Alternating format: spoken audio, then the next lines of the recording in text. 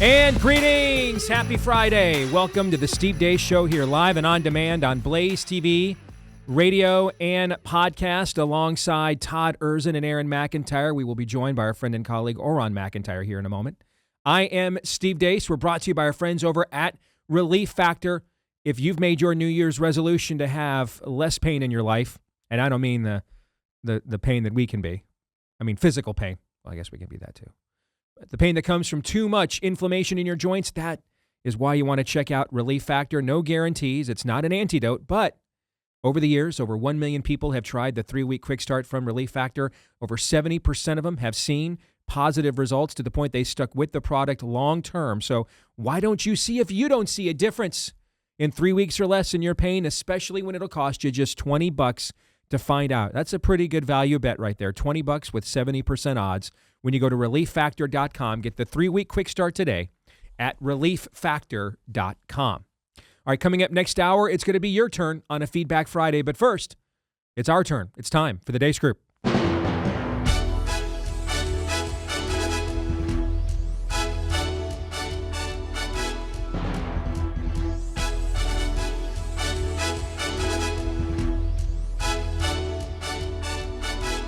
And we welcome Auron back here to the Deace Group. Good to see you there, brother. Your weekly look at the week that was begins, as it always does, with issue 1. Bleep, Lord Nefarious says. This is a cancer. White evangelical Christianity is a cancer. These are the worst of our country. Coming live at you from the Minnesota State Capitol. I noticed that there is a new display here for Governor Walz. I'll see if I can show it to you. The Democratic Coalition of Satan Worshippers thanks Governor Tim Walz for not standing in the way of spreading Satanism in the state capitol building.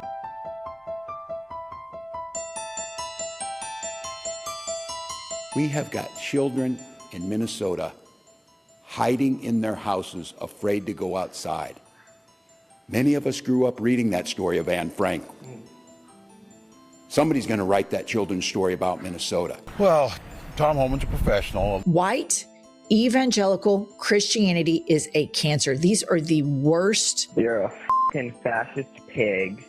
You should fucking kill yourself. I hope your wife dies. I hope your mom and dad die.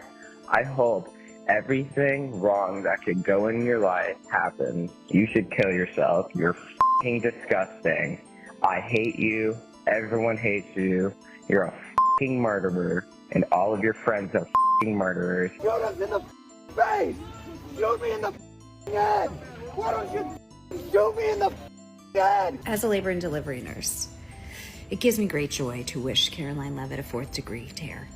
I hope that you rip from bow to stern and never normally again, you White evangelical Christianity is a cancer. These are the worst. It's entirely appropriate for Secretary Noem to, Trump to fire her. She needs to be put on ice permanently. I understand that, but they take people to Fort Snelling here, which literally was built as a concentration camp, and Alligator Alcatraz, which I think we can all agree is a concentration camp. I'm not saying they're Dachau. I'm not saying they're putting people in ovens yet, but these are concentration camps. Okay. These are the worst. Sabotage tactic, or at least scare tactic. All the medical providers, grab some syringes with needles on the end. Have them full of saline or succinylcholine, whatever. That will probably be a deterrent. Okay, for today's resistance tip, I vote, anybody got any poison ivy, poison oak in their yard? Get some of that up with gloves, obviously. Get it in some water, like a gallon of water. Get the poison ivy oak water, and I'm gonna put it into a water gun. Aim for faces, hands. These are the worst. Hi, this is Elliot Forehand, candidate for Ohio Attorney General. I want to tell you what I mean when I say that I am going to kill Donald Trump. To anyone who voted for him, and especially those that keep supporting him, you. And it's not just ICE, it's also Border Patrol and federal agents. If we have to hunt you down the way they hunted down Nazis for decades, we will find your identities. We will find you. Caring for people was at the core of who he was. He was incapable of causing harm. Alex carried patience, compassion, and calm as a steady light within him. Even at the very end, that light was there. I recognized his familiar stillness and signature calm composure.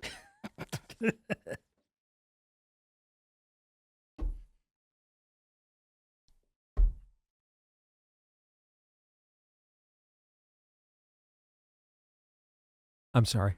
I tried, man. I tried.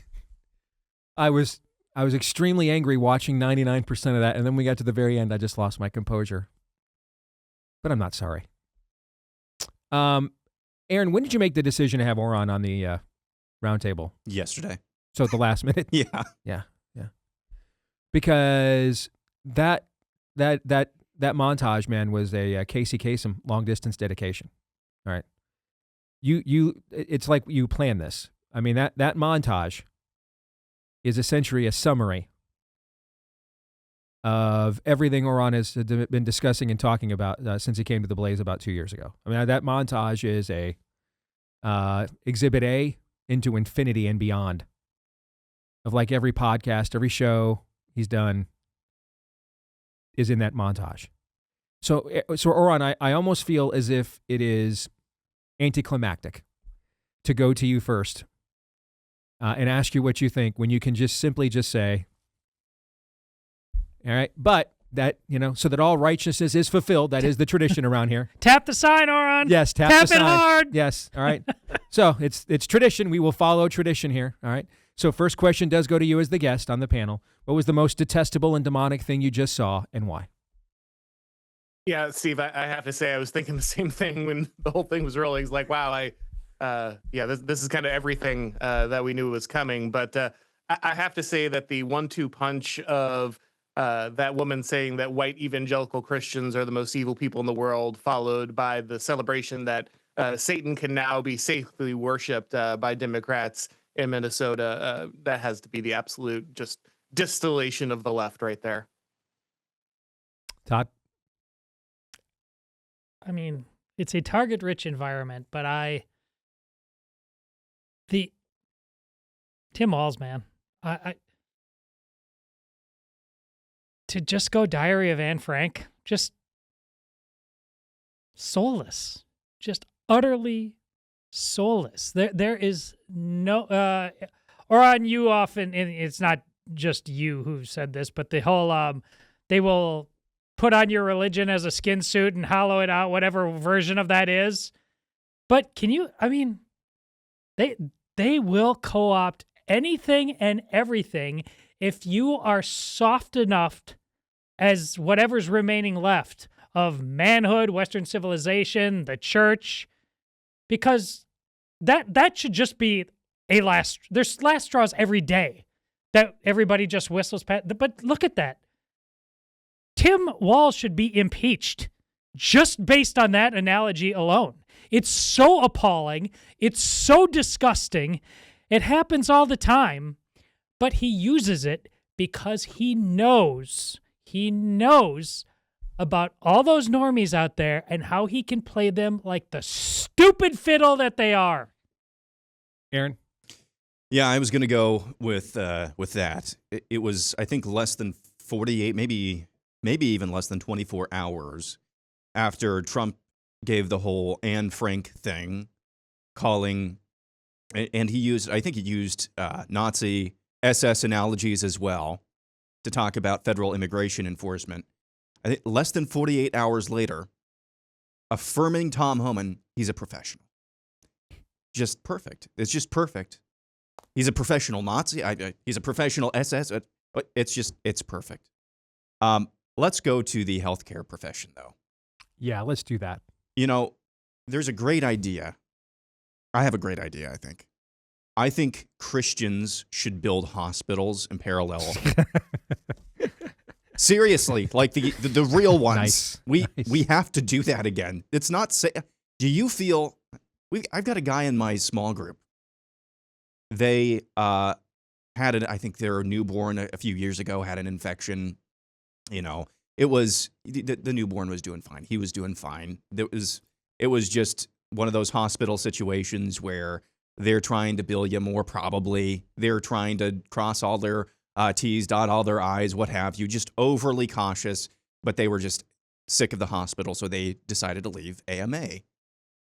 They got a visit from Child Protective Services over that. Do you feel safe on any level interacting with the system? Mm-hmm. And then you see stuff like that, and you think, wow, actually, I'm going to avoid going to hospitals. I'm going to avoid the medical. And my wife is a nurse. I will say that. And she feels very much the same. She'd say the same thing. It's just not safe to interact with that. Now, obviously, I'm not telling you don't go to the hospital if your arm is falling off, things of that nature. But in general scenarios, do you really feel 100% sure that you're going to get cared for at a hospital, at any run-of-the-mill hospital, especially when you saw the medical profession running around doing and saying what they were this week? Fortunately, that one woman who wished a fourth-degree tear on Caroline Leavitt, James Uthmeyer, the Florida Attorney General, revoked her nursing license. I believe it was Latipo or Uthmeyer. She's not allowed to practice in Florida anymore, but I think the healthcare profession is probably the worst of the worst, at least what we saw this week. I think, your reference to Christians building hospitals,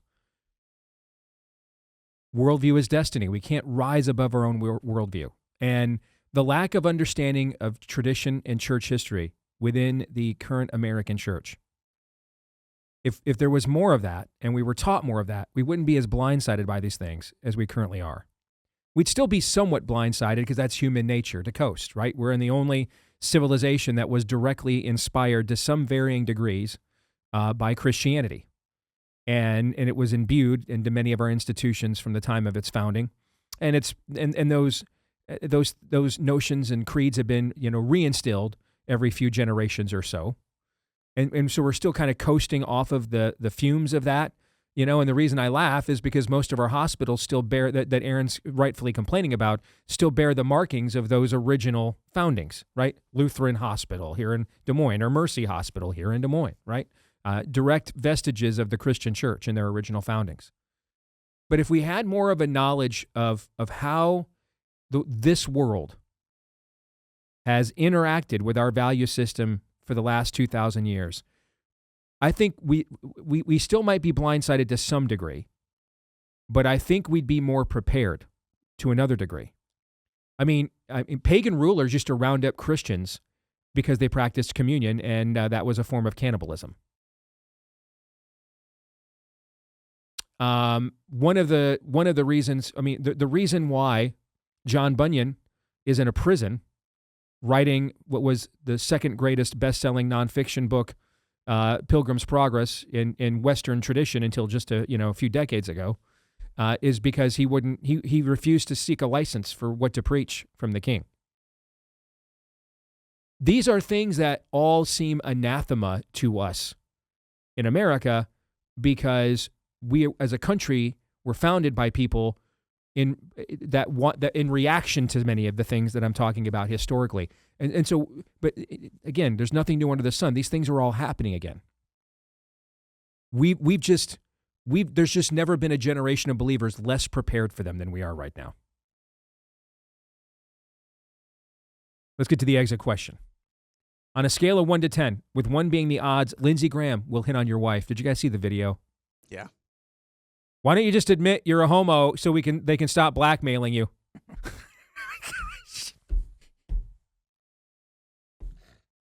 I died laughing when I saw that. With 1 being the odds Lindsey Graham will hit on your wife, and 10 being the odds Lindsey Graham's going to hit on all 3 of you.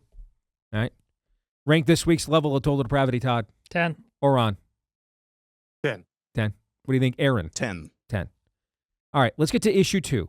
Minneapolis, ground zero for America's cold civil war. This week, like last week, and the week before that, and the week before that, Minnesota is the center of the national conversation. After yet another commie street orc committed suicide by Border Patrol, more riots broke out in the Twin Cities, and an epidemic of moral preening swept the nation.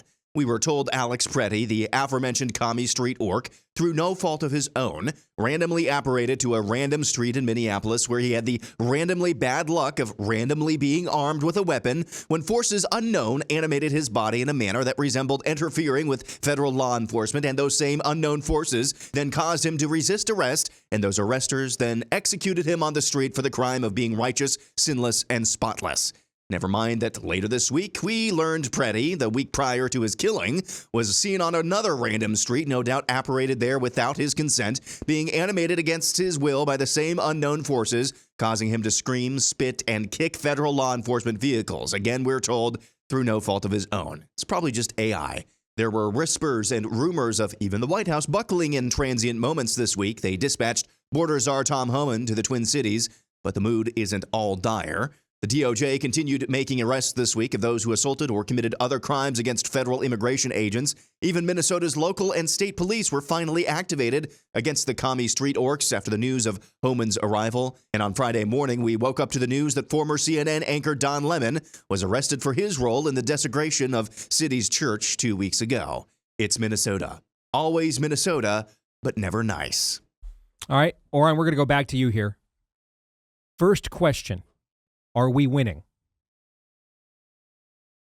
That's a very difficult one. I think that we are at an inflection point here. I think that we are looking at what could be the defining moment of the Trump second term, depending on how it breaks. It's very clear to me that the left is fully aware that their optics battle is critical here and that they must win because ultimately, immigration is an existential question for both parties.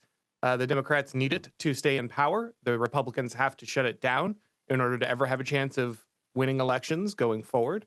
And so I think that right now, given the fact that Minnesota starting, it looks like, to buckle a little bit, we've got the arrest of Don Lemon, other big, I think, wins here. I think the tide is turning currently in the Trump administration's favor. But I think it could very easily break the other direction if things are not handled properly. All right, I want to come back to you and follow up on what you think some things would cause it to break in the other direction. All right, so think about that for a second after I let Todd and Anna answer the question next. Go ahead, Todd. I think we are winning, but it's important to only listen to me say that if you will remember what happened when the Falcons played the Patriots in the Super Bowl. If you decide you go into halftime and you said, yeah, it's 28-3. That was fun. Let's not really finish. The loss, and this is to Auron's point, the loss will be worse than you can possibly imagine. That montage, those are the faces of people who are losing. If you let them come back up to life, they are going to murder you. So you have to win all the way. Aaron, same question to you. I'm much more comfortable where we are now than I was on Tuesday and Wednesday. I agree with that. So here's verifiable things that are on camera, on video. The day that it was announced Tom Homan was going to the Twin Cities, we saw the Minnesota State Patrol and a local agency in the Twin Cities, from a more conservative suburb, I believe was the story, they were activated that night against rioters at a hotel. I've also seen this week, they've been trying, I think they're demonstrating right now at the federal building at the, I think the Immigration Customs Enforcement building in Minneapolis as we speak. However, other nights this week, they've been trying to accost immigration agents at their hotels. I have seen videos, and I saw it reported last night that actual Minneapolis police were getting involved there. Those are things that were not happening last weekend, at least not to the degree that they should have been, or the weekend before that. So those, I don't care how many F-bombs Jacob Fry, Minneapolis's mayor, drops on his X feed and his social media feeds. Those are things that are different now than they were on Tuesday, or Monday, I should say. So I'm much more comfortable where we are. I like where we are now more than where we were on Tuesday and Wednesday. The fact that they arrested those 16 individuals, including the viral bananas and rice girl. That's a step in the right direction. We got Don Lemon. It's a step in the right direction. That was a really low bar, but they cleared it. So good. That's the biggest name we've arrested yet on any front. Correct. So I think we are winning, but as Todd said, no half measures. A half measure is the same as a loss. All right, let me get a clarification from you because it may determine how I segue back to Auron. Okay, Aaron, so back to you for a second. It sounds to me like you believe that Fry and to some degree Walz are doing what their version on the left, what Republicans do to us, which is talk tough, but then not actually follow through. Right? They're using all this tough language and dropping the 140-pound dude is dropping F-bombs like he's some tough guy. Tim Walz went from the ICE is Nazis and SS to, well, Tom Homan's a professional within 24 hours. Okay. So, and he also announced this week he's not running for any political office ever again. So I'm guessing from just my read on it, this is just vibes. I'm trying to analyze vibes. It sounds like he's just trying to let's get the hell out of Dodge without any further resistance. All right, since I was right that's where you were intimating. That's why I wanted to clarify. That is a good segue. Or on to you now. You mentioned to be aware of some things where this could break the other way. Their base is not like our base, and I know you agree with this. Okay, and so. Our much of our base is still content to win the talking point battle and then not look to see if anything was followed through, right? Their base, their base will make Chicago 68 look like, a trip to an amusement park. I mean, their base will show up and do suicide by ICE in droves just in spite of Jacob Fry and Tim Walz, right? They're not gonna just be content with a talking point on X, right? And so, how does that play into some things to look for in the future here that could turn this the other way? Well, the big thing to remember is that while the left is more dedicated, while they are literally willing to die for the revolution. A lot of that is based on the idea that their win is inevitable and that they will be lauded as martyrs. They're used to owning the state. It's been a very long time since the left did violent actions like this, violent protests like this, and did not have total control of the media apparatus, the state, judicial system, everything. Great point. So now what happens when you don't get the summer of love, when the riots don't spread, when the business community in Minneapolis is already saying, hey, this stuff has gone on. They're not painting the George Floyd over the door, right? Even the business community is like, clean this up. We have to get back to being adults here. So the pressure points, you're right, they are different than they were before.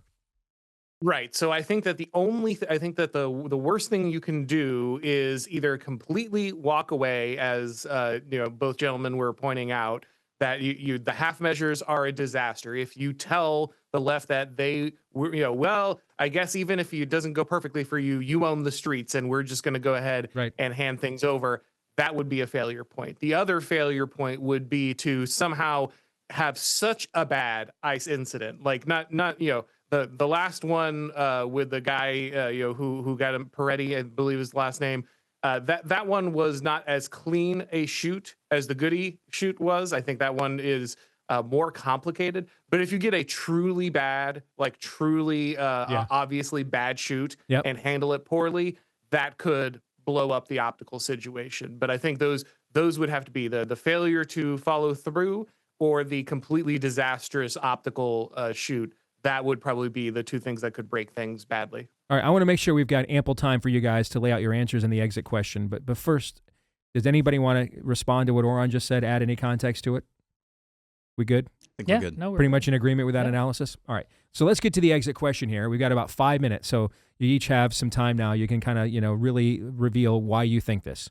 So if we all agree that right now we at the very least have positive momentum we are winning right now, what does a win, what does an end game win for our side look like, Todd? Well, that Minneapolis, it's not only what you do on the ground there, but a win has everything to do with all of the other cities that are sanctuary cities, our border policies. in a way that right now, as Minneapolis is going on, Virginia is just totally being taken over once again. No lessons apparently learned by all the tranny madness that temporarily gave the governorship over to Youngkin. It's people are yes, however she ran, it was pretty obvious that what's her nuts, the White Witch, was lying through her teeth, and the problem is you believed it. So the win here is that people on the right, moderates of goodwill, what have you, ultimately are done with this scam. They've learned something. You mentioned the business community. Mm-hmm. This is not a eureka moment. It's not. This is not. We don't see Democrats flooding to Minnesota to sing "We Shall Overcome." We've been slouching towards Gomorrah for a long time, and people have got to finally say, we are really done with this. Right. That's the win. Aaron? I think it looks a lot. You're never going to get, the representative of the leftists of Reddit coming out and waving a white flag and saying, I declare defeat. You're never going to get that. What you can get, and I think you will be able to document it if you know where to look, if you look in the right places, is utter demoralization nationally. And it will spread amongst their networks when they realize all that we did, Renee Good, Alex Pretty, their deaths were in vain. Tom Homan came here, and now we're handing over all of these illegal aliens. We're still deporting on the streets of Minneapolis. Mm-hmm. It's still noticeable. We did nothing. We accomplished nothing. That will demoralize them. It will. And yeah, they are spiritually broken, spiritually dark people. They'll be back. They're never going to admit defeat. But I think the key to winning this is utter demoralization. Auron? I hope I'm right. I'd love for you to be right. Auron? Yeah, I'm going to echo a lot of what Aaron said there. The key here is really to break the back of the left. Like I said, they have always felt strong because they have owned the apparatus completely. They've always had easy wins. There was a point at which the left was fighting much harder than us, and that's why they control so many institutions and so many avenues of power. But it's been decades, and they don't know how to do that anymore. They don't know how to operate in any kind of adversarial environment. They need the worship of the media. They need the momentum. They need the slam dunks that they get by owning the system. And so I think if you can show them real costs here, no, people really go to jail when they break into a church. No, we really will ensure that the migrants go home, that the immigrants get shipped out, that the illegals get sent back, and that your entire protest gets shut down, and you're not going to be a glory. There's not going to be glory. You're not going to be a martyr. You're not going to get a slap on the wrist when you break the law. You're just going to sit in jail for 5 years, and no one's going to know who you are, and no one will remember your name, and you're going to be worthless. You show that to a few leftists, and all of a sudden, it's not fake politics anymore. It's real consequences. I think you'll see their spirit break surprisingly quickly when that kind of thing starts happening. It's amazing. Of course, you're emboldened when your opponents never punch back until now. Aaron, you wanted to say one more thing. Go ahead. Yeah. So one way you can build that demoralization is through dread. And another thing that has been demonstrated this week that I think is concrete fact: these left-wing communist street orcs, they've had a terrible week for information security. They had multiple right-wing journalists break into that Signal group chat. Yep. I'm just seeing now one of the main websites that they've been using to log and dox federal agents, that was hacked. And the hackers gave all of the information, every single IP address that visited and logged into that website. They gave that all to the federal government. Nice. That thing stuff like that will build dread amongst these networks and hopefully play into the demoralization. These are some of the best exit answers I've heard in a long time. This is what I like hearing. I want to hear arrests. I like hearing the term demoralization in the context of our enemies and the lamentation of their women, which they don't know what those are. We'll come back. More of the Deace Group here in a moment.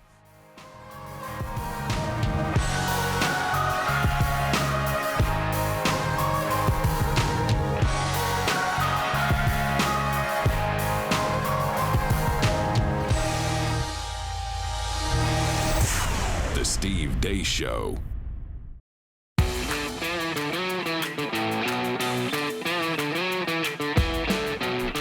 Folks, for over 40 years, Select Quote has been one of the most trusted brokers in insurance, helping more than 2 million Americans secure over $700 billion with a B dollars in coverage. And their mission is simple: to find you the right insurance policy for your unique needs. They shop so you can save.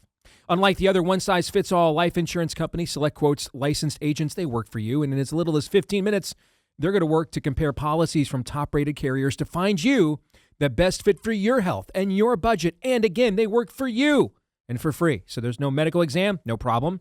Pre-existing condition, they've got carriers that can help you with those as well. All right, so SelectQuote has exactly what you're looking for. So get the right life insurance for you for less and save more than 50% at SelectQuote.com/Steve. That's SelectQuote.com/Steve.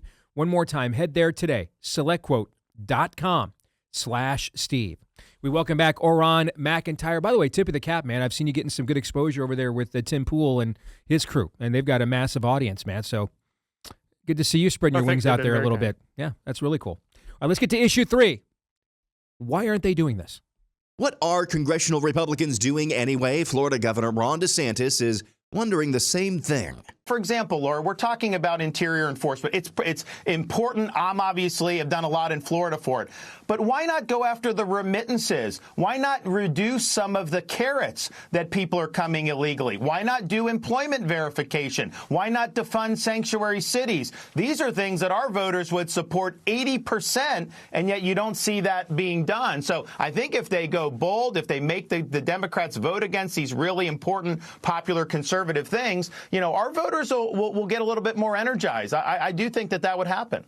Do you think we should get rid of the filibuster? I think the question is if you do that, what are you going to actually pass? And what I would hate to see is that happen, the Republicans still not pass anything, and then the Democrats come in and make D.C. a state and do all those other things. And so that's the thing. They haven't really coalesced around a very big, bold, conservative agenda. So the only way I would consider that is if they had 4 or 5 really transformative conservative things that were ready to go that they can do. I just haven't seen that. All right. Aaron, I'm going to start with you. Why aren't they doing this? Because they are all patriots and courageous men of action who continue to be stymied by forces unknown. No, they're not doing this because they don't agree with any of that. At least not enough of them do. That's the simple answer. I'm not trying to stunt the question here. I'm not trying to, bludgeon the momentum of this conversation, but they just don't agree or don't like any of those proposals. That the idea of action is foreign to them. So, to most of them, I'm talking collectively, Congress is utterly worthless. To paint a picture, let's paint a picture here real quick. Did you see what lawmakers in Venezuela did this week? Did you see this, Steve? They voted to reprivatize the oil industry there, meaning that Venezuela's government, their legislature, is doing more in our interest than our own Congress is. At least this week they did. Maybe that more than anything else kind of paints the picture of Congress, especially Republicans in Congress. Same question to you, Auron. Why aren't they doing this? Again, Aaron's exactly right. I mean, the American people have been against not just mass immigration illegally, but even legal mass immigration for like 100 years. As long as public polling has been around, this has been incredibly unpopular with the entire American populace, especially amongst conservatives. And the Republican Party has betrayed them on this every single time because our system is addicted to open borders. We need it. Like our businesses, our economy, everything is based on cheap labor flowing over the border, and the Republicans are perfectly aware that that's the case. So even though their voters have been entirely against this for my entire life, they have enabled it. And that didn't change when Trump got into office. Remember, we had the trifecta, couldn't get the wall built back in Trump 1. Mm-hmm. Now Trump 2 got the trifecta, couldn't do anything with it.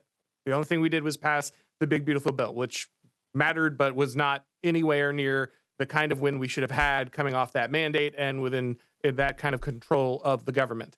So the truth is that the GOP, they're traitors and cowards, and we have to defeat the GOP before we can defeat the Democrats. We have to skin the GOP and wear it like a suit. Like that's all there is to it. Whatever is left of the GOP should only be a name. We should be in charge of it. It's very clear when you see them maneuvering now. The neocons are trying to get rid of Vance. They're having this, sparking the conservative civil war just so they can get rid of MAGA in the next election. They never wanted Trump. And despite all of their lip service, they still don't want Trump. And his entire agenda is an anathema to the Republican Party. We are still fighting them as much as we are fighting the Democrats. Careful now. I said that kind of stuff 10, 15 years ago and got essentially excommunicated and had to take the dirt road to get to where I'm at. All right. There's a reason why there's a running gag. We'll never speak at CPAC because I was saying all that kind of stuff a while ago. Now, maybe though, maybe the country's ready to hear that now. Maybe our own people are more ready to hear it now. Todd, same question to you. Why aren't they doing it? Well, Auron's right about what people on the right have been saying, certainly in terms of polling. But Steve, you mentioned, going back 15 years. Here's the problem. The sustainability of it. It has everything to do with why I said what I said. What's a win out of Minneapolis? And I pointed to Virginia.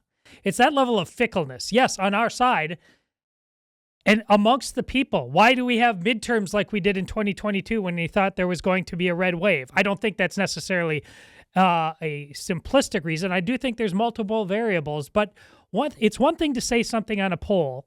It's another thing to have it in your bones. And this is something I think Auron preaches all the time, and I applaud him for. Our democratic experiment in terms of we basically identify as a consumer in all things, including politics, instead of a citizen. That's what needs to change. Otherwise, we don't have a hope for what Auron's talking about happening. We have to have people who have principles that they will be dogged in, and those politicians we're lamenting right now, they know it. Right now, those politicians know the opposite. They know they can write out a poll right now because those people are very fickle and they aren't fundamentally citizens. They're just consumers and they're seeking comfort more than they are being the people who really drive the ship. All your answers are great. Procedurally, the reason they're not doing this is in the past, they would have just given us the show votes that Governor DeSantis is asking for, which is put the Democrats on the record and all the Republicans, like they did. Remember, they voted, was it 52 times to repeal Obamacare, right? Until they had the power to do so and then didn't. Okay. And so in the past, what would have happened is they would have done all of the bills you and I want, especially in an election year like this. They would have put them all up there and made the Democrats vote against them all and use that to their advantage electorally. The reason why they won't do that this time is because we are still not enough of it. There's still too many of us that are behaving the way Todd articulates. But the rising popularity of emerging voices like Auron's indicates that there are more people waking up to the truth of this than there ever has been before at the exact same time. Two things can be simultaneously true. And so they can't just do the show votes now, because if they have Lisa Murkowski and her ilk go out and vote for all the stuff that you and I want, and then they don't have the filibuster-proof majority in the Senate, in the past what they would have done and said, that's why you got to come back and vote for more Republicans. See, there was never enough. There was never enough Republican senators, never enough Republican-appointed justices. That was the game. You just had to keep doing this over and over and over again. The problem is now enough of us have matured. Not enough of us to topple the regime of the Republican Party, but enough of us now to call out the obscene hypocrisy here and the gamesmanship.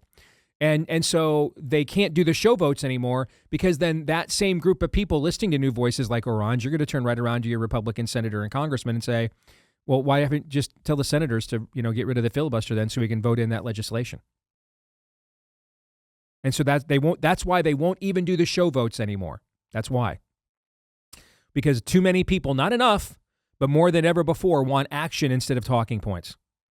And so they can't get away with just doing these kinds of things again. And that's why they won't do it. Any thoughts on that before I get to the exit question very quickly? All right, let's get to the exit question. Are there a critical mass of Republicans in Congress actively trying to lose? Aaron? Yes. Auron? Yeah. Todd. Sure. Is that bad? Moving on to issue 4. If you could make Congress do one thing right now, what would it be and why? Todd.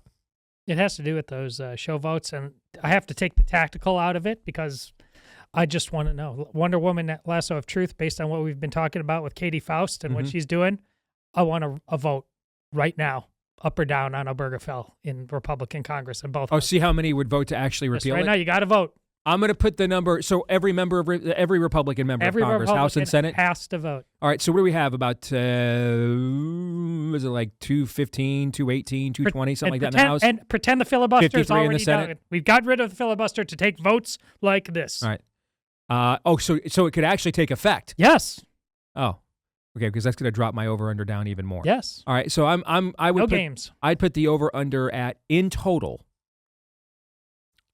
35. Between the 200 some odd Republican members of the House and the 53 Republican members of the U.S. Senate. An up and down vote on the repeal of Obergefell that could actually take place. I'd put the over under at 30. And then you could bet the over or the under. The 30 Republicans who would vote against. Who would vote to have repeal. Obergefell, to some form of legislation that would overturn the Obergefell ruling and then deny Supreme Court jurisdiction, in judicial review, which Congress is permitted to do. They just don't ever do that. Yeah. All right. I would say I'd put the over under on 30. I take the under. You take the under? Yeah. What about you, Aaron? I take the over. You take the over? You think it'd be more than 30? Yeah. Okay. All right. So that's what Todd would do. Oron, what would you do? If I could get Congress to do anything, One I thing you would could make them say do. pass a constitutional amendment to end birthright citizenship. If we don't solve that problem, the country's toast. Yeah, I'm going to have something on that later with my predictions, in fact. Aaron, go ahead. One thing I think is readily accomplishable, like tomorrow even, is DeSantis's idea.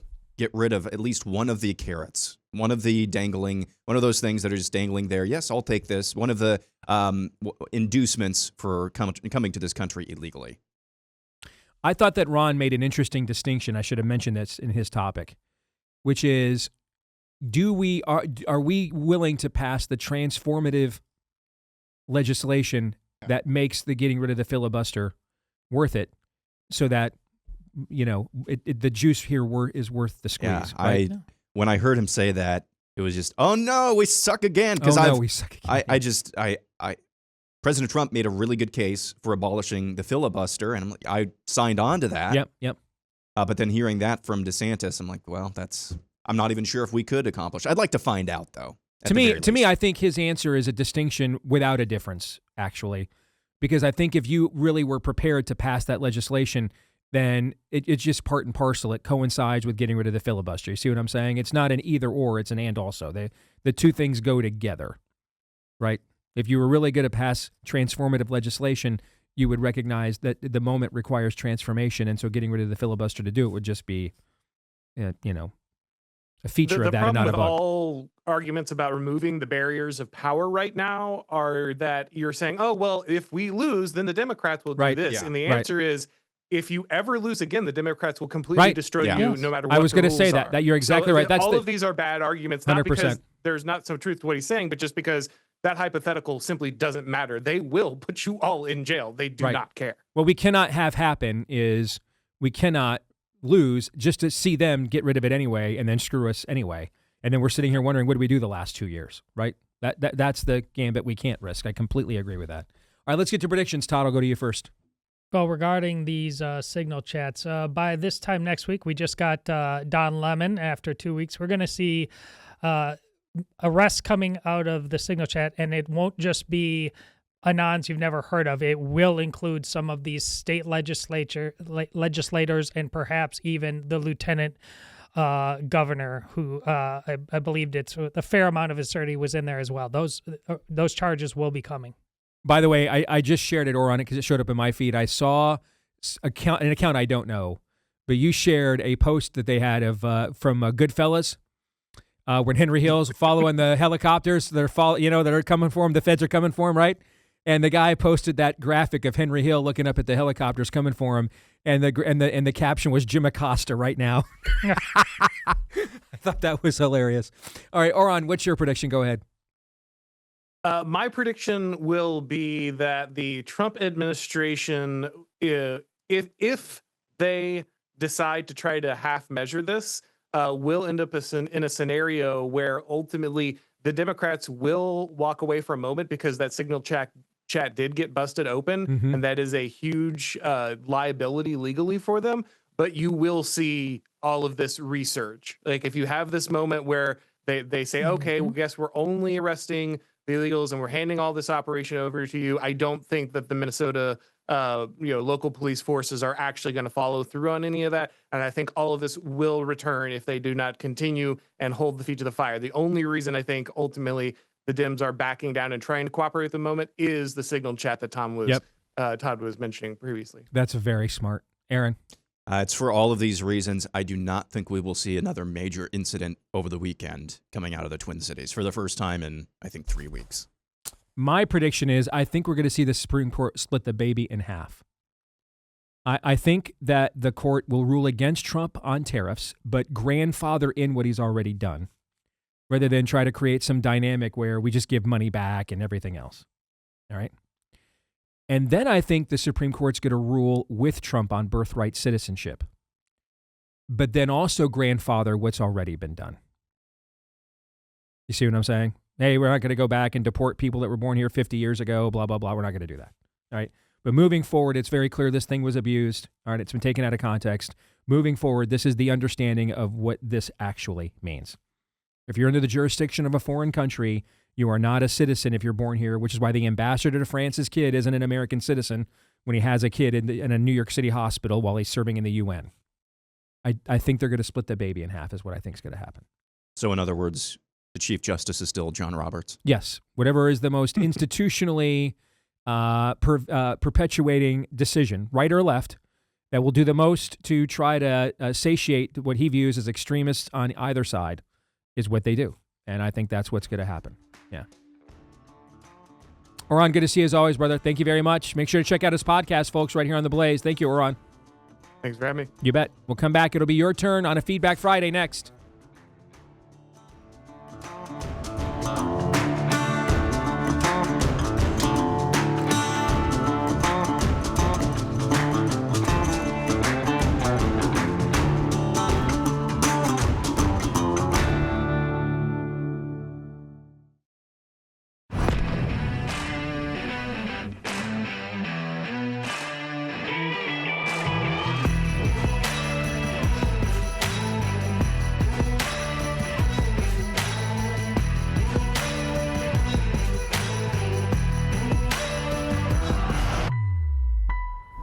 All right, back here with Hour 2, live and on demand on Blaze TV, radio, and podcast with Auron MacIntyre and Todd Erzin.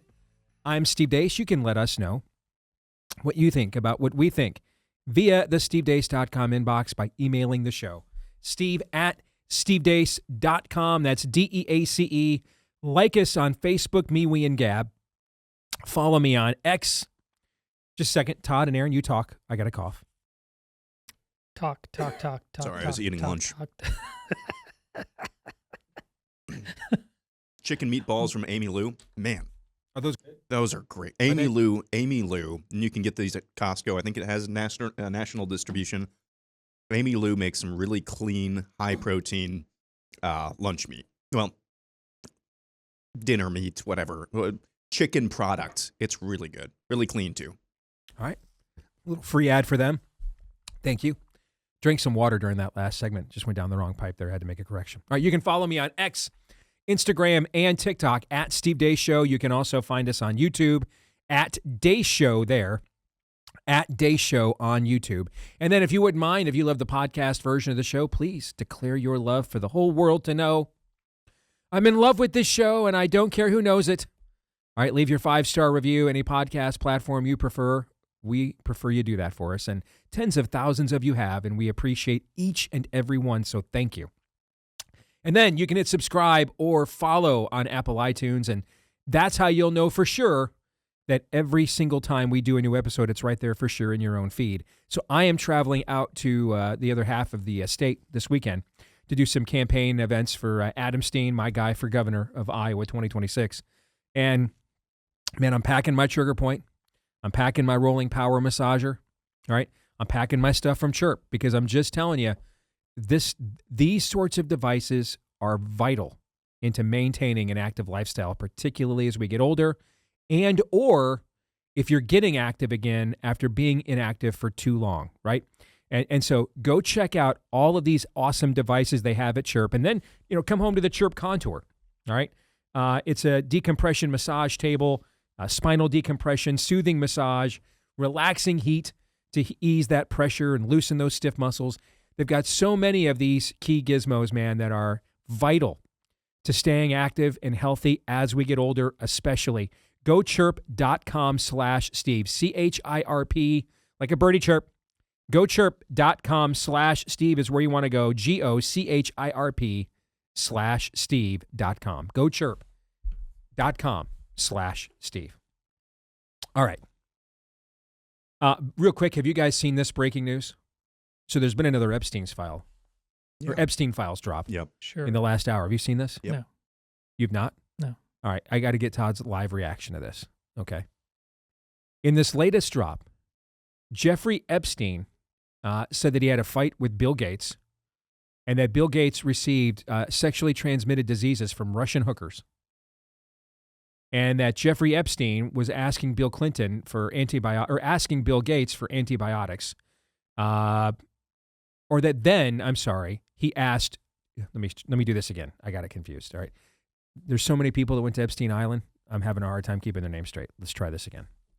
All right. Jeffrey Epstein says that he got into a fight with Bill Gates and that Bill Gates got sexually transmitted diseases from Russian hookers.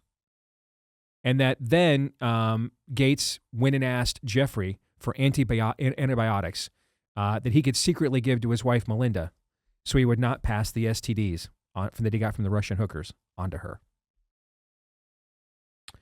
That's in the latest Epstein files drop from the DOJ. And this drop is coming now. Why? I have no idea. This I don't know. is something in the year of our Lord, almost February 2020. Just now, yeah, we have this information. These emails are dated in July of 2013, so they're 13 years old. Yes. There's no new name. I don't care. That's my reaction. Also mentions that Bill was also having illicit trysts with married women. Mentions that as well. Yeah, knew that. That's just more of the same. Let's get to some Feedback Friday. You ready? I expected a little more of a reaction than that. Not sure what I expected, just more than that. Last time we talked about the Epstein list, I think it was the end of the year show. We all had kind of agreed this was just one giant disappointment. And that is, I don't know. I love that Alan Dershowitz keeps telling us that there is no Epstein list. And then he says, but they do know, the names of the men who were using, these girls. So a list. I mean, if what would you typically call something constructed where you had you ran down a list of people you're proving my point. Doing things? There's no. What is that not called a list? So there is a list. If you've got an assembly of names, that is the what is it? Assembly of names, assembly of data, assembly of information. What word defines an assembly of information? What word defines that? A list. That's what we would call a list, an assembly of information. Okay? You are describing with the Epstein list what has happened with instant replay. The exact same thing. At the beginning, ooh, wow, going to change everything. Now here we are, once again, years after. We don't know what a catch is. We don't know what a list is, Steve. You are actually having to do this hermeneutic right now. Honestly, we're not making things clear. Does anybody hear what Steve just read and say, oh, finally we've gotten somewhere. We know that Gates is a total creep, and I'm sure accountability is coming, right? No. There's no point in this. Why was this released now? For what? All right, you ready for some Feedback Friday then? I'm ready for anything besides what we just discussed. All right, let's go. It's pointless. Let's start with Brenda. And this is among the weirdest emails I have received in my career. So let's start there. Set the tone. Does Brenda know who's on the Epstein list? Brenda writes, a couple of nights ago, I dreamed I was having a baby, Steve, and you were delivering it. Todd was there in some kind of administrative role. I'm 70. Super weird. What's Todd's administrative role? That's so open in a dream. Like, dreams are really, really weird. So it would seem like I was doing. No, it was just. It's if Todd is saying, if you don't sit at an 87-degree angle, all right, it puts too much pressure on your diaphragm as you are pushing. And I am here administratively to make sure that all procedures are properly conveyed and obeyed. What's the administrative role in the delivery room? What is it? I don't know. The guy who's just volunteering to get cussed out for standing around and getting in the way? That's the administrative role?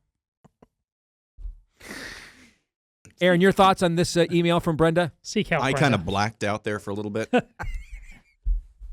Chicken meatballs were that good, were they? Yeah, I blacked out after it was said, and you were delivering or you were helping deliver. I was like, I'm tapping out. Yeah.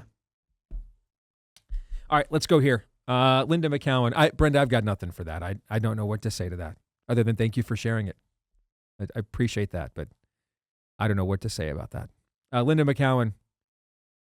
As I've read and watched videos the last few days showing independent reporting by people like Cam Higbee and Data Republican, it makes me very concerned about the message that is also being sent to the world. Why are people like Higbee and Data Republican able to find all this damning evidence? Or a Mike Benz would be in this group too, kind of a person, right? But why not our FBI? Cash has said that they are taking the information and using it to investigate. So does that mean they didn't have the information already? What message is this sending to our enemies around the world? Is this not a security issue? We look incompetent and weak. Any thoughts? Absolutely. Yeah. This is the same point I made. I'm glad Ken Paxton's doing something about it. Why does Sarah Gonzalez have to go door knocking? We did know that H-1B1s are a big problem. B, they're as big a problem in Texas as any place else. What's everybody doing? Mm-hmm. Yeah. I find myself, especially at the end of weeks like this, although it has ended on a higher note, but most weeks you could end almost any commentary with, what the hell are we doing? What the hell are they doing? What's anybody doing? That's time of the judges type of stuff. I think there's this dark underbelly in a non-world and this is what Steve Friend, he was spending a lot of his time going after sex criminals and working in, this kind of stuff. There's a whole world under there that constantly needs to be mined for intelligence about trends, where things are going. If you're pulling Steve Friend out of investigating sex perverts so that he can go after Biden's enemies, that story right there tells you everything about. Biden gets rid of a southern border, but he basically gets rid of any border whatsoever that would pen in evil, that would keep evil from taking the next step. And it's just inexcusable in this day and age of all the Reddit forums and signal chats and just anons in general. It is a world that is ripe for misdeeds. Let's have a thinking game that'll not make me any friends and probably cost me some. But it's like that line in one of the Mission Impossible movies when Alec Baldwin says, if they would have done what you said, they'd be dead. And what does she respond with? I know. That's the job. Yeah. Okay? Yes. So this won't make me any friends and probably cost me any, but that's the job. Okay? And I signed up for it, so I'll do my job. For the last year, Kash Patel and Dan Bongino have been running the FBI. Our guys, Kash Patel, who emerged as a name because he was one of the investigators that was doing deep state stuff in the Congress, right? And of course, Dan, with all the justifiable acclaim of the empire he had literally built with his own bare hands, starting with Facebook Live out of a closet in his Florida home to becoming, one of the biggest shows in the history of the right, largely because of his willingness to muckrake stories that a lot of other people wanted to stay away from, like the domestic spying on the president, right? Mm-hmm. Okay. So with that as a backdrop, in the last year, let's just play more from from our guys at the FBI or independent people on the right looking into these things, okay? Did we learn more about Thomas Matthew Crooks from Cash and Dan or independent people on the right looking into the matter? I don't care what frame of reference you have for this. I'm going to say the other, and it's not Cash. I mean, the level of depth of the use of NGOs and other nefarious means to fundraise and essentially money launder to their causes. Did we learn more about that from independent sources on the right or from the guys that were overseeing the largest domestic investigative agency in the history of the United States of America? Maybe I'll put it that way. Again, always independent. Okay. Can you name an issue where we learn what really happened to Jeffrey Epstein? Did we sufficiently learn that, do you think, from the guys running the largest investigative agency in the history of this republic? See my commentary of 5 minutes ago. Okay. What that matters to us? What that matters to us? Did we learn more from the guys running the largest investigative agency, domestic investigative agency in the history of this republic? What that really matters to us, did we learn more from them than we did? Let's look at Tyler Robinson. Now, to be fair, all right, that case is primarily being handled by Utah authorities. It's a murder case, so they didn't really have huge jurisdiction there. But did you learn more about Tyler Robinson from the guys running the largest investigative agency in the history of this republic, or independent sources of people online? I'm not changing my mind. It's always independent. How so? Can you name something that greatly matters to us, where we learned more from the guys running the largest investigative agency in the history of this republic than we did from independent sources online? Just one thing in a year. No, just one which thing. means every day that goes by, as likely a reason for all of that as anything else is just that Cash is compromised. How? I don't know.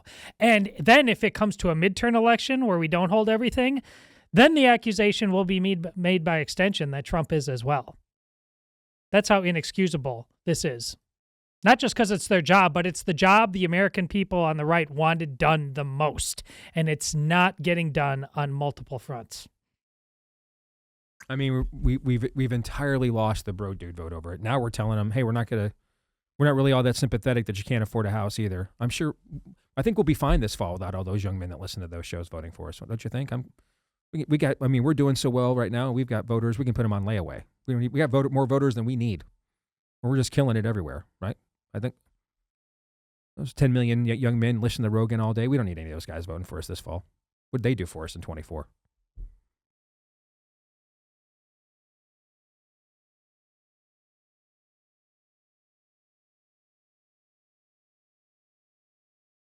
Now, do you guys want to know why more people don't do what I just did? Let me tell you why. Okay? Because very few people in this business will do what I just did. Or what I did yesterday, just calling complete and total BS on whatever the hell Tucker Carlson was trying to pull in Saudi Arabia as a, quote, fervent Christian, right? Let me tell you why very few people will do what I just did. Because here's the first reply.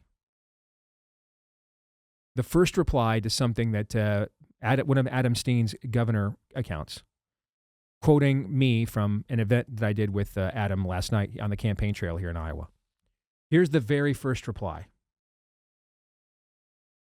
Quote, just to clarify, the whatever felt like for breakfast MAGA cult values or the one Steve insisted he had a couple of years ago. Words matter. Well, to people that used to listen to him, they do. There's no career benefit to what I just told you whatsoever. Many of our people, frankly, are not worth fighting for. They're really not worth risking a check for. They're really not worth risking a relationship for. And that's really why a lot of a lot of the people that do what I do for a living will not come close to doing what I have already done in the last 10 minutes or frankly just about every day. Because it's very hard. It's extremely hard to grow a serious audience doing this the way that I do it. And I'll tell you right now, the only way I could possibly do it, the only way I've been able to do it is because the timing of making a biblical worldview the focal point of my show, and now there's more of a thirst for it among our people than there ever has been before. And there was already very few people that could fill that niche. And then the guy who was probably had the biggest stick to fill it, they shot him in the throat because he was doing exactly that. All right. So that list is even shorter than it was, 6 months ago. Right. Okay. So if I was just doing this just in my own steam, just trying to be a principled guy, trying to, be an honest broker and a critical thinker, I'd have never made it this far in this business. No way, no how. The biblical worldview thing, which when I first started doing this 20 years ago, that was the biggest inhibitor to my growth in my career. Right? We don't know what kind of station to put you on. It's too much Bible stuff. No one cares. Now it's my deflector shield. It's the best thing I have going for me now. Because most of you, frankly, don't want to hear what I just said. You just don't. You just don't. And we are so dumbed down that every time someone says something I got to agree with, they just must be a grifter. No one could possibly come to an opinion that is different than mine. It's very difficult to grow a base without slurping a large number of people in the process, which I just refuse to do. I don't want to do it. I'm not saying there's no amount of money that wouldn't get me to do it. I am human after all. I'm a guy, okay? And I struggle with thinking from the Southern Hemisphere like every other man does. I'm just saying it hasn't been offered to me yet. Whatever it is that would overcome my level of stubbornness of just refusing to give many of you what you really want from me the most. Because I just don't care about this enough to do it. I really don't. I'm not saying there's not an amount of money that would get me to reconsider that stubbornness. I'm just saying it hasn't been offered to me yet.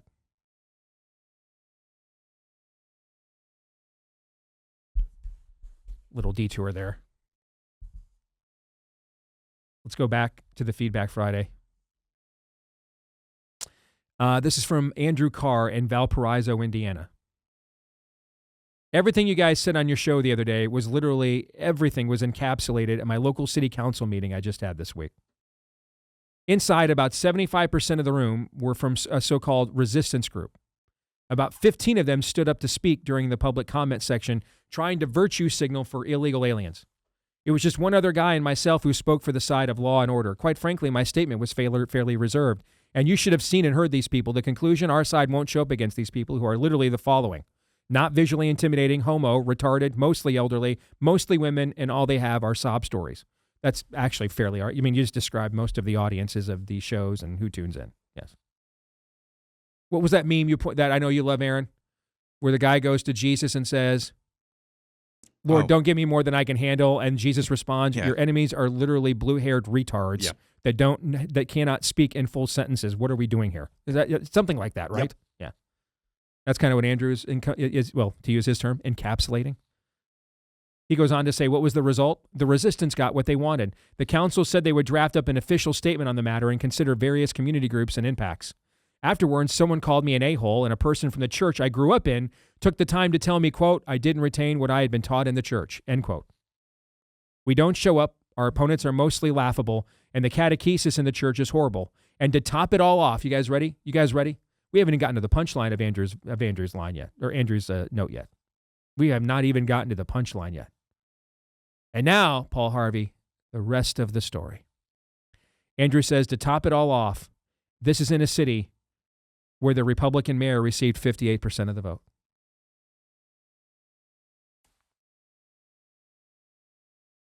And this is why I had that laying heavy on my heart the other day when I said, you know what, I think I'm tired. And I'm sure more people with anonymous screen names with Florida oranges and gators in them Because that was another thing I did. I lost 30% of my audience, guys, supporting Ron DeSantis. I did. Took me over a year to get it back. Lost 30% of my audience supporting Ron DeSantis. 30% of it. Them's the facts, Jack. We were losing him in real time while I was going hard for him in the primary. Did it change the show we did one time, 1 iota? No. Did we get together and huddle and say maybe we should tone it down 1 iota? Nope. Nope. I have a question. Yep. Is the GOP presidential primary over? Because you go to some corners on X, yes, and it never ended. Yeah. Even though I think Ron DeSantis is golfing with Trump tomorrow. Yeah. Maybe it's even today for like the 70th time. Yeah. And so apparently I didn't do enough for a few of you with your anonymous screen names and oranges and gators in your background. Losing 30% of my audience that I might not have ever recovered. That wasn't good enough. Somehow I have to be more principled than Ron DeSantis himself. Okay? Here's my response from now on. When you get shot in the face, you're welcome behind your anonymous screen name to backseat drive Trump. You can do that. I think that's only fair. You get shot in the face for your cause. Okay. I'm kind of tired of asking more of Trump. Dude, I'd hate the messaging on we're just going to keep ballooning the house values so you can't afford them. I think that's not a good thing. Didn't I just comment on that like 10 minutes ago? Mm-hmm. Right? But I kind of think the guy that our enemies are trying to put in prison and murder, I kind of think maybe before we, stand here and Monday morning quarterback from your mom 46, okay, on MySpace. Is that even still a thing? Right? I kind of think that, maybe we should strive to do more on our own side before we tell the guy that nearly got bankrupted, put in prison, and shot in the face, all right, that he's got to do better. I kind of just think that's kind of maybe a biblical kind of rule there. Are you doing your part? You're looking in the man in the mirror yourself. You're looking at the log in your own eye, man. I mean, you cleaned your own cup first. Are you master of your own house first?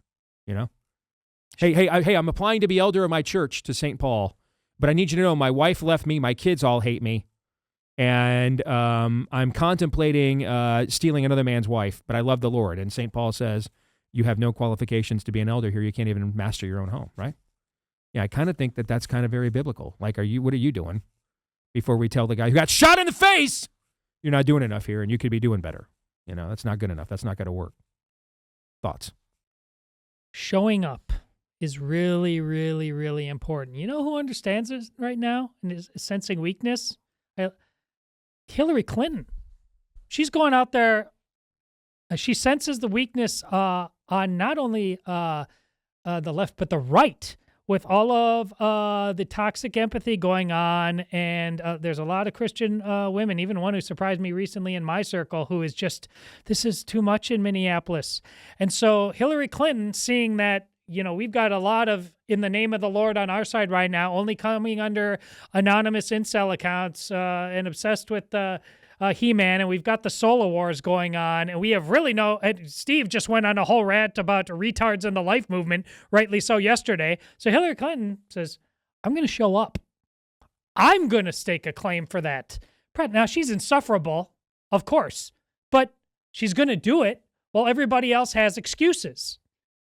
That's why this guy's, even right now, in that place, they show up, and sooner or later, the people who show up are going to beat the ones who don't and have excuses.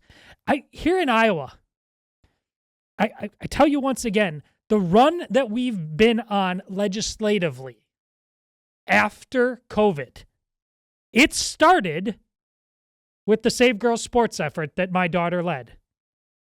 And we have everything before that was something closer to normal Republican politics. And everything after that has been as good as it's in any state in the land. And that's because they showed up on the left with their typical, they had one transgender basket case that they were going to roll out there and make everybody sad. And then my daughter rolled in with her sister Tessa and the 50 or so friends at a subcommittee meeting that they made in multiple sports from across the Des Moines area. And the Democrats actually ran and hid in caucus. That event became a landslide, and so has every legislative session since then. You got to show up. Steve can't bang this point home enough in reading letters like this. A reminder that we cannot put this on cruise control. We do not have a king. This is a representative republic. If you can keep it, and you on the right, this is Steve's exact point from earlier in the week. Have we not asked enough of Donald Trump? What are you prepared to do? You get a lot of people who are really, really, I noticed this week, and I don't know if you've noticed the same thing after the talk that you gave on Wednesday morning. All of a sudden, the standards they have for the activity and action for other people, not them, go way higher. Yeah. Go really high. Mm-hmm. The highest, actually, I've noticed there's actually no level of accomplishment that satisfies when you ask people to do one more thing, to challenge people to do one more thing. And listen, I'm going to speak for myself here, because somebody did bring up a good point. I thought, I don't think it was done in good faith. It was something that I meant to say on Wednesday, but it's much to my shame that some dude from, I think it was Mississippi, had to come and smash the Baphomet statue. I don't know what you guys think about that. Listen, Todd and I, we were having conversations. The three of us discussed it the day before it happened. Yeah. And I am the one that made the decision. It should not be one of us. Having no idea. It's Michael's his name, right? The guy from Mississippi? Cassidy. Yeah. We had no idea Michael Cassidy was coming here. It just was coincidental timing. The day before he came here and did it, the three of us had a conversation after the show about which one of us or all three should go down to the Capitol and do it. I made the decision it should not be one of us. Now, I could have been wrong, but here's why I made that decision. And since they work for me and it's my show, it's my decision to make. I made the decision it should not be one of us because I did not want to make it look like it was some kind of a stunt to promote the show. Oh, I forgot about that. Because that's why the same person who brought that up would have been saying, "Well, correct." You just That did person probably would have done that just to say you didn't really mean it; just did it for the show. The overall point now doesn't mean I'm right. Same. I could have been wrong. I forgot about those because times, I got to tell you, since Michael just coincidentally came up here and did it the very next day, I've regretted that it wasn't one of the three of us that has done it every single time. Which is why when they tried to bring it back again, man, I was like calling Father Martin's. All right, this time we're gonna have like exorcisms on the grounds if you guys allow this again. All right, because I have regretted it from the whole time that the day after is when Michael came up here and did that. But yeah, you ask people to get off the couch. They ask you, why didn't you move the mountain? Yes, correct. And the Lord looks at his disciples and says, "Will you desert me now too?" More in a moment. The Steve Deace Show.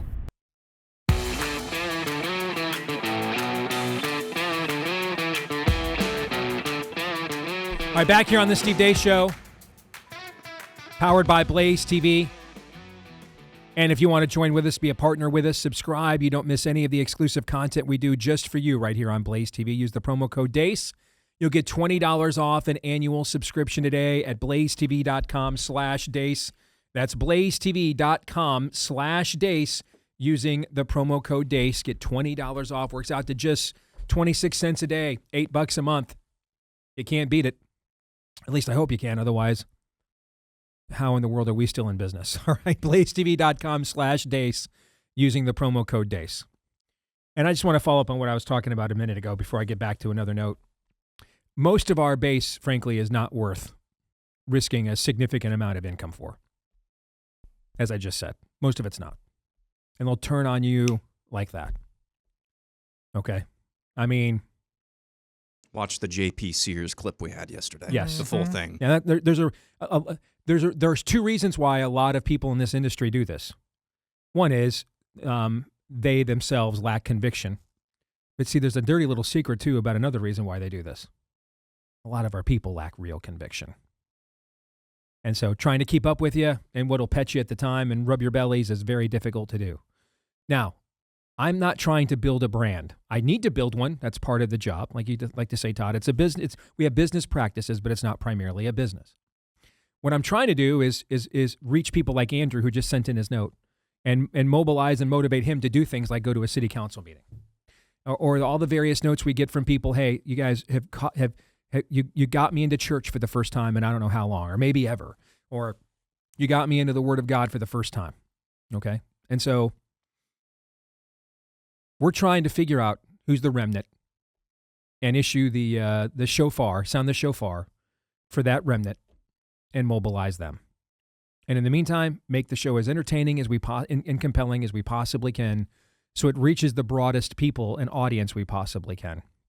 But if the choice is what will reach a broader audience or what will fulfill our mission, we are going to choose the mission, at least as long as it has my name on it, regardless of what platform it is on or not on. We will choose the mission over what will reach the broadest audience every single time. That does not mean we are always on mission. We are human. We are wrong at times. We make mistakes plenty of times. You know? And I realized I've made a mistake I want to correct.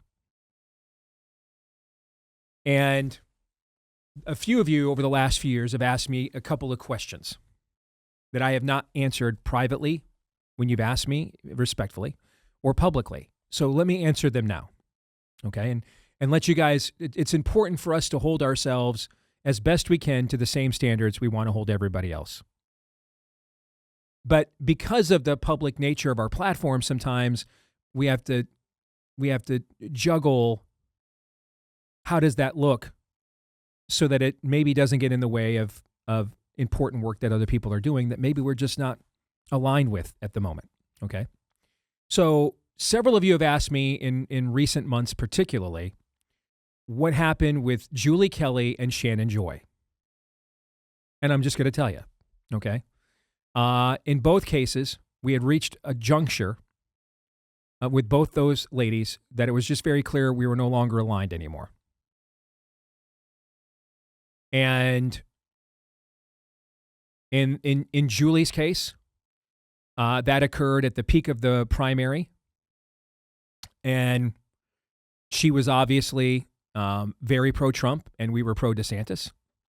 And in Shannon's case, that's really occurred really in the last year or so with to coincide with Trump's reemergence. She just doesn't view herself as part of a binary conflict the way we do, or views Trump as sort of a false flag and is really unibrow, either compliant or subversive. Are those things fair? I'm trying to be as fair and honest as I can be. Yeah, for a starter description. And I'm asking you, you had no idea as I came out No. of the restroom to pee that I was going to come back and say this. You had no idea. Yeah. No, they couldn't argue with those two descriptions for a starter. Yeah, and I'm trying to be fair to both ladies because overall, both ladies have done tremendous work throughout the course of their careers, which is why I've used my very platform to elevate both of those ladies during those eras as best I could. When we were no longer aligned, here's what we chose to do as a show. And again, just as I told you, us not going down to the Capitol to tear down the statue, that was my decision. I make those decisions. And so I own them. And I thought it would cheapen it if one of us went down there, and then a guy drove all the way up here from Mississippi the day after I made that decision and did it, and I felt guilty and terrible about it ever since. Which is why the minute I got wind of it 2 Christmases ago that they're going to try to do it again, I went completely ape. I mean, I was booking flights for Father Martins from Exorcist Files to come here, and literally, not even joking, I was booking flights with Father Carlos Martins to bring him here to do an actual exorcist at the State House. And I called the governor's office. I said, listen, if you guys allow this clown show back, I'm going to give him, you think you got a clown show? How about a 2-sided one? We're going to do we'll have a show from the other side too. This cannot happen ever again. So along those lines, we should be more transparent about these things, but we also have a great amount of respect for the overall amount of work that those ladies have done on plenty of other fronts. And we thought it was best just to quietly go our separate ways and move on. But given the volume of information or volume of requests from you guys, figured it was time to maybe just come clean. And so my position, again, it's my show. I make those decisions and I'm held accountable for them. My decision is we should not let a personal lack of personal strategic alignment in any way, shape, or form put us in a position where we're overall criticizing the work that those people we're no longer aligned with at that moment are doing, because we may be aligned with them again in the future. Who knows? So our position is, when it's very clear that we're no longer in alignment, we just kind of move on.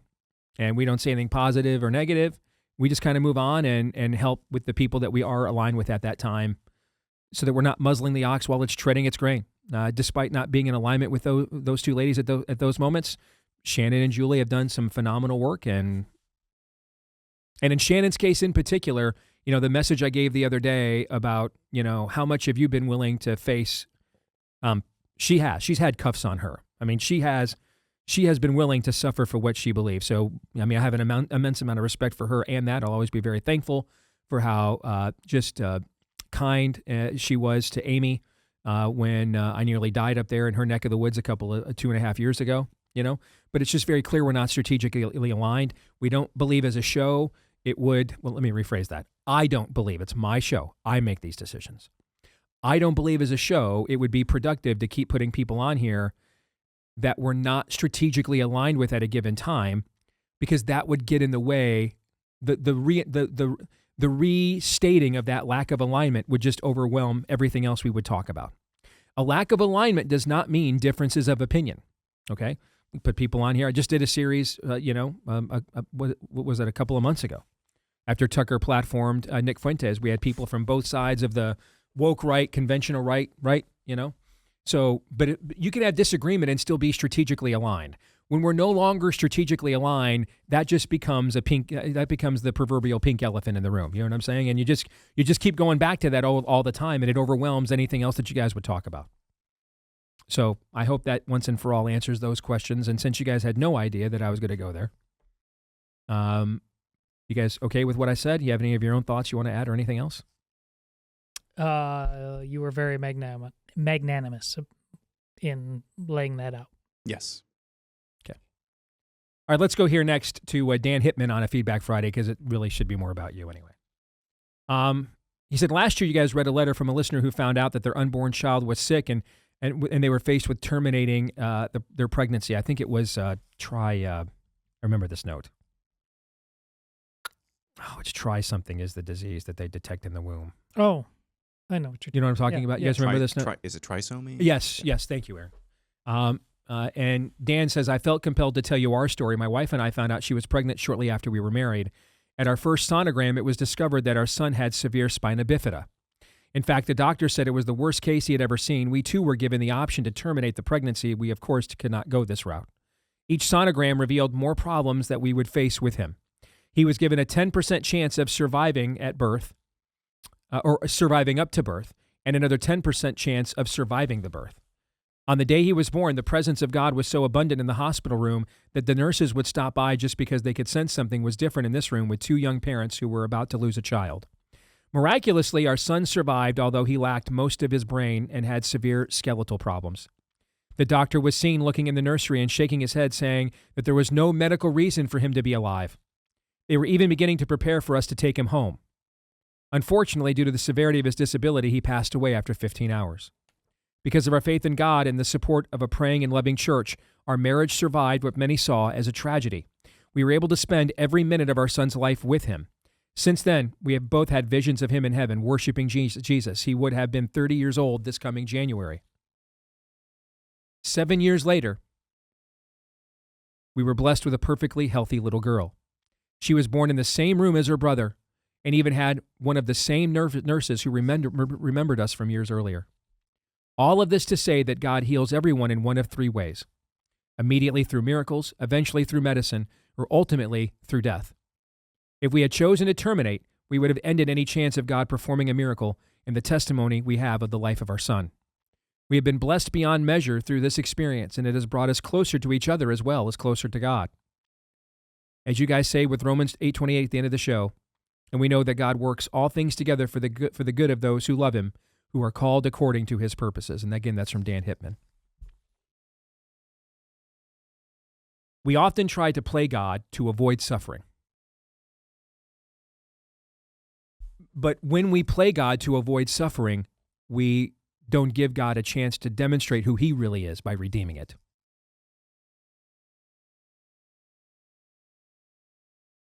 See the symbolism there of 7 years later? That's the biblical complete number of holiness and completion.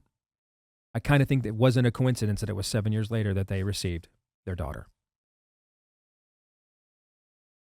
As one of my old radio mentors used to tell me, coincidence is God's way of staying anonymous.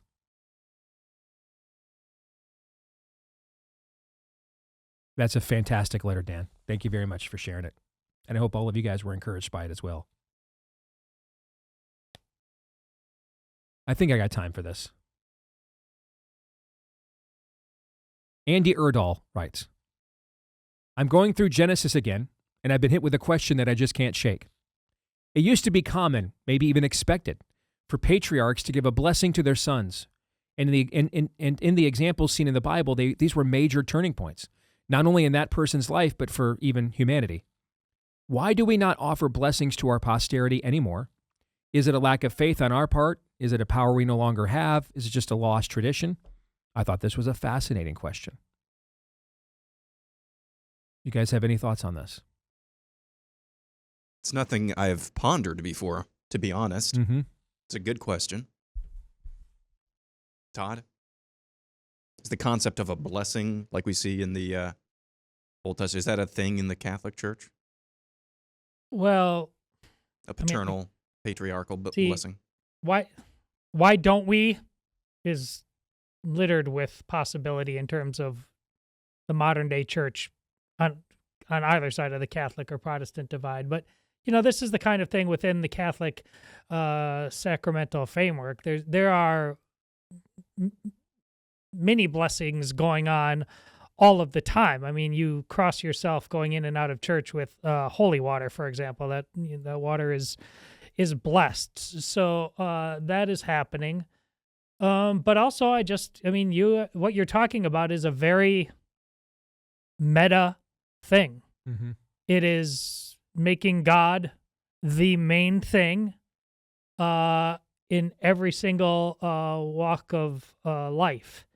And all too often, we wait until I can't dig myself out of this whole, those are all good times to go to the Lord too. But you're supposed to go to the Lord in all seasons. And we just don't, that anointing right there is ultimately a great giving thanks. A giving thanks for this child and giving him back to the Lord because you know the order of things. Is that how the modern church lives its life? It's not even close. So that's why. Yeah, that's a good thought. When we're talking about the Old Testament blessings from father to son, are we talking? I think there's we're talking about inheritance too, aren't we? Words of encouragement, things of that nature. That's kind of what we're discussing here. Yep. That happens in different forms already. Probably at different junctures in life, though. But I think looking at this as a singular event to build up to, I'm not sure. I'm trying to do this math live on the air. Let me help because I like where you're going with this. Inheritance is about, ultimately, it's not just a giving of stuff. Those inheritance biblically are duty and responsibility, ultimately, that they don't even fully understand, but carrying out what we've been talking about in Romans. Is that something even amongst a lot of Christians? We shirk that duty and responsibility all the time. We talk about that theme on the show regularly. Who the men are. What is being a man? Steve, all the time you talk about when it gets into reading scripture and talking about the different roles that men and women play. Mm-hmm. And you are always very clear to point out with men, it's not simply, I'm not your boss. By claiming this, I'm claiming responsibility over this family, and I'm claiming it not for my power, but because that is what God has expected me. He expects more of me. He expects me to go to war. He expects me to provide. Though that blessing is making abundantly clear your duty, your role, your calling. That's not what we're doing in the church these days. Let me say this to the dads, that with our sons, we have two goals: to both raise a son worthy of this, But then once that becomes apparent, to declare it. Now, if you want to call that a patriarchal blessing, call it whatever you want. But at some point, your son needs to hear from you. You're ready. You are ready to learn you're ready to learn what you don't know and to assume the responsibility for that. You're ready to take on and fulfill the potential God has placed in you as a man. You're ready. And this is now where our relationship changes. I'm not so much a dad anymore, but a father. All right? You ask me my opinion, I'll give it to you. But I'm here to be supportive. I'm here to have you back when you need it. I'm here to call you out when you need that. But you're ready. You're ready to step into that leadership role now and build your own legacy. Our sons need to hear that from us. And it leaves a huge, I can tell you, I've lived this. It leaves a massive void in the soul when they don't. Go hard, Romans 8:28.